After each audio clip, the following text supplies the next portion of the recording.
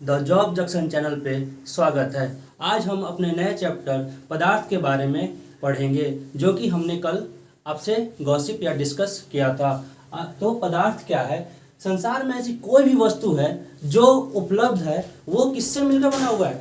पदार्थ से। ऐसे छोटे छोटे कण होते हैं पदार्थों में, जिनको क्या, जो बहुत ही गतिशील होते हैं और उसमें ऊर्जा होती है, जिनसे मिलकर हमारी पर्यावरण की में उपस्थित सभी वस्तुएं बनी हुई है। जैसे कि कोई भी रेलगाड़ी हो, आपका मनुष्य हो, कोई भी वस्तु हो, अंतरिक्ष हो, या कोई भी वस्तु, पदार्थ के छोटे छोटे कण से लेके बड़े बड़े मशीनों तक, वो सभी किससे मिलकर बनी हुई है?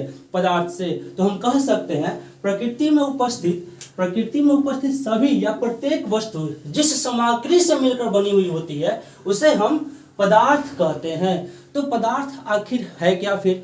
तो पदार्थ ऐसी वस्तुएं हैं जिसमें स्थान छेकने का गुण हो, जिसमें भार हो, जिसमें आयतन हो, ये सब वस्तुएं आपका क्या होता है? पदार्थ होता है। तो पदार्थ को सबसे पहले दर्शन शास्त्र के हिसाब से गौतम ने कहा था कि हम सिर्फ पदार्थ में 16 पदार्थ को मानते हैं, और फिर आपको सांख्य दर्शन में कहा गया कि उसमें 25 तत्वों को माना गया। धीरे धीरे ऐसे ही जब खोज होते गया तो पदार्थ की क्या हुई, हमें नई नई क्वालिटी मिलती गई। फिर हमें पता चला कि नहीं, चलो पदार्थ क्या होता है, उसमें कुछ कुछ प्राकृतिक गुण भी होते हैं, जिसको हम यहाँ पे आपके पॉइंट बेस बताए हुए हैं। जैसे कि पदार्थ के कण अत्यंत सूक्ष्म होते हैं और ये कण गतिशील होते हैं। किस कारण से?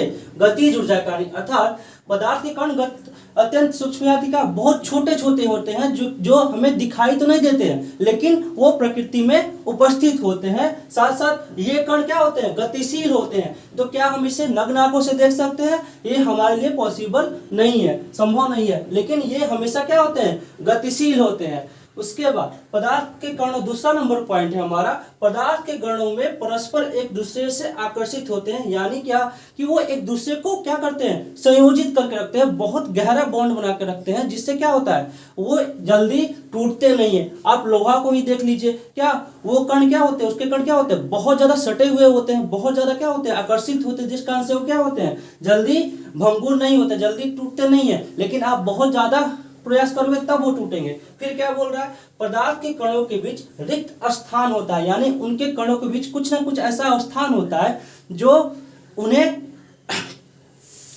जैसे आप एग्जांपल ले सकते हो, पदार्थ के कणों के बीच रिक्त स्थान होता है। आप जब पानी में चीनी को घुलाते हो तो क्या होता है? पानी का आपका जो स्तर होता है वो नहीं बढ़ता है। किस कारण से? क्योंकि पानी का स्तर इसलिए नहीं बढ़ा वहां पे कि पानी में जो कण होते हैं उसके आंतरिक कण में कुछ ना कुछ उसमें रिक्त स्थान होता है, जहां पे चीनी क्या होता है? घुल जाता है और पानी का स्तर नहीं बढ़ा। अब हम पढ़ेंगे यहाँ पे क्या, पदार्थ की अवस्था कौन कौन सी होती है।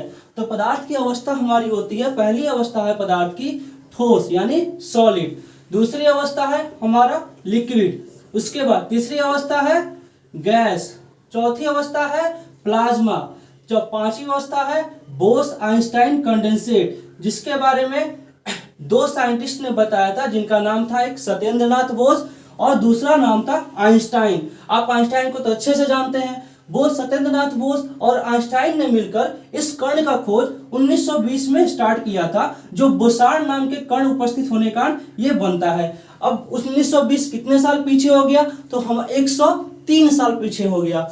फिर आपका नेक्स्ट जो आपका पदार्थ की अवस्था होता है फर्मियोनिक कंडेंसेट होता है, जो फर्मियोन नामक कण के उपस्थित होने का ये बना होता है। और फिर हम आगे पढ़ेंगे कि यहाँ पे जो फर्मियोनिक कंडेंसेट है उसके बारे में सबसे पहले नासा के समर्थित शोधकर्ताओं द्वारा ये खोजा गया था। फिर ये सब तो आपकी अवस्था हो गए। हमें अब पढ़ना कि ये प्लाज्मा आपका जो है, ये प्लाज्मा जो पार्टिकल है, जो आपके पदार्थ की चौथी अवस्था है, ये किस चीजों से मिलकर बना हुआ है। तो पदार्थ की चौथी अवस्था प्लाज्मा है, जो बना हुआ है आपके आयन वाले कणों से। किससे? आयन वाले कणों से, आयन वाले कणों से। तो आयन वाले कणों में आपका जो कण होता है, आयन में क्या क्या होता है आप कह सकते हो? आयन में क्या क्या होता है हमारा? आयन में होता है दो चार्ज होता है। कौन कौन चार्ज होता है? आयन में चार्ज होता है आयन में दो चार्ज होता है, कौन कौन सा, एक धनात्मक और दूसरा ऋणात्मक। जैसे कि एक चुंबक में होता है, ठीक है, तो चुंबक में भी क्या होता है, धनात्मक और ऋणात्मक चार्ज होता है, जिस तरह इसलिए इसको चुंबक वाले चुंबकीय क्षेत्र में भी प्लाज्मा को रखते हैं। हमेशा हम प्लाज्मा कहाँ रखते हैं, चुंबकीय क्षेत्र में रखते हैं। बोस-आइंस्टाइन कंडेंसेट ये क्या होता है, बहुत ज्यादा तरल पदार्थ होता है, बहुत ज्यादा इसमें तरलता होती है, इस ये 0 डिग्री सेल्सियस पे कह सकते हो या उससे भी कम -273 डिग्री सेल्सियस पे, जहां पे ये हो सकता है बहुत ज्यादा ठंडा रहता है या बहुत जल्दी गर्म भी हो जाता है। इस कारण से इसके बारे में सही से अभी पता नहीं लगाया गया है। बोस-आइंस्टाइन कंडेंसेट पर सीधे इसके बारे में इन्होंने सिर्फ बताया था, लेकिन इसके बारे में प्रॉपर जानकारी हमें नहीं मिली है। ठीक उसी तरह फर्मियो कंडेंसेट के बारे में, फर्मियोनिक कंडेंसेट के बारे में। अब आपसे हमारा क्वेश्चन है, आप बताओगे कि सबसे पदार्थ में सबसे हल्का पदार्थ कौन सा है। हमारा क्वेश्चन है आपसे, सबसे हल्का पदार्थ कौन सा है।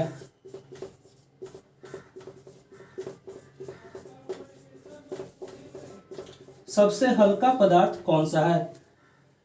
और हम आपको बता देते हैं सबसे भारी पदार्थ कौन सा है।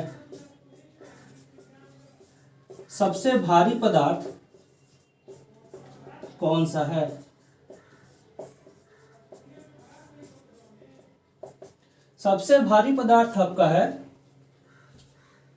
ऑस्मियम। सबसे भारी पदार्थ है ऑस्मियम, जबकि सबसे हल्का पदार्थ आपको कमेंट बॉक्स में बताना है। साथ साथ कल हमने आपसे पूछा था कि हमारे प्राचीन 5 भारतीय वैज्ञानिक का नाम बताइए।